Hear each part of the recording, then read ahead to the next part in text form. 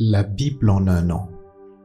Nombre chapitre 24 à Nombre chapitre 25. Psaume 59. Proverbe 11, 14.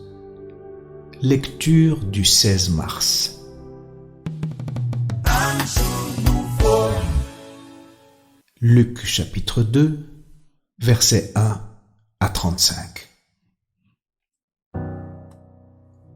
En ce temps-là parut un édit de César Auguste ordonnant un recensement de toute la terre. Ce premier recensement eut lieu pendant que Quirinius était gouverneur de Syrie. Tous allaient se faire inscrire, chacun dans sa ville.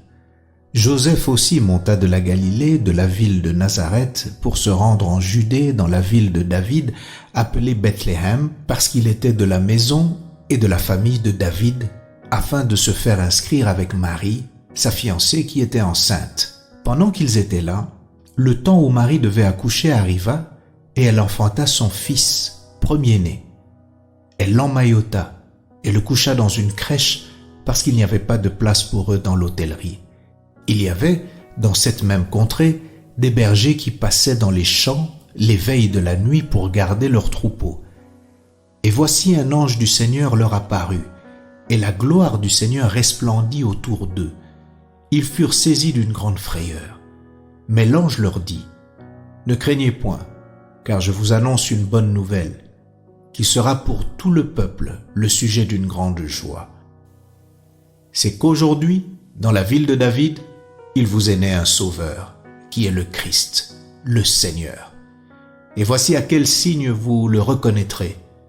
Vous trouverez un enfant emmailloté et couché dans une crèche. » Et soudain, il se joignit à l'ange une multitude de l'armée céleste, louant Dieu et disant « Gloire à Dieu dans les lieux très hauts et paix sur la terre parmi les hommes qui l'agréent. » Lorsque les anges les eurent quittés pour retourner au ciel, les bergers se dirent les uns aux autres « Allons jusqu'à Bethléem et voyons ce qui est arrivé, ce que le Seigneur nous a fait connaître. » Ils y allèrent en hâte, et ils trouvèrent Marie et Joseph et le petit enfant couché dans la crèche.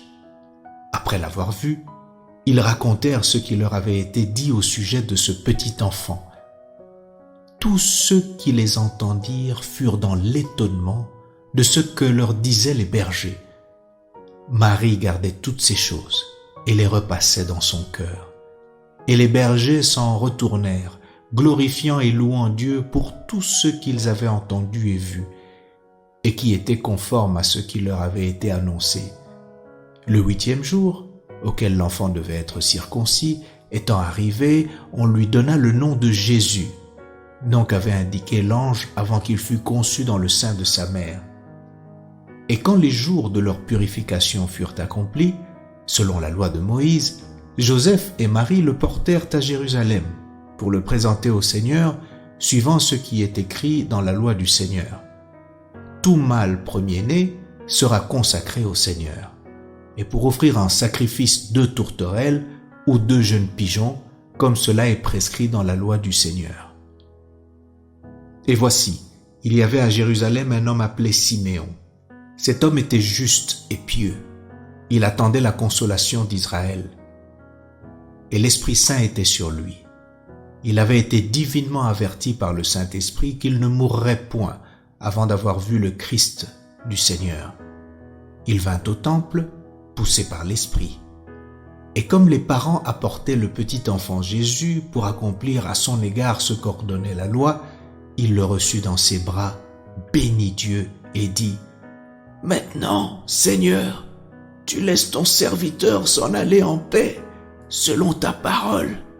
Car mes yeux ont vu ton salut, salut que tu as préparé devant tous les peuples, lumière pour éclairer les nations et gloire d'Israël, ton peuple. » Son père et sa mère étaient dans l'admiration des choses qu'on disait de lui. Siméon les bénit et dit à Marie sa mère, « Voici, cet enfant est destiné à amener la chute et le relèvement de plusieurs en Israël, et à devenir un signe qui provoquera la contradiction. Et à toi-même, une épée te transpercera l'âme, afin que les pensées de beaucoup de cœurs soient dévoilées.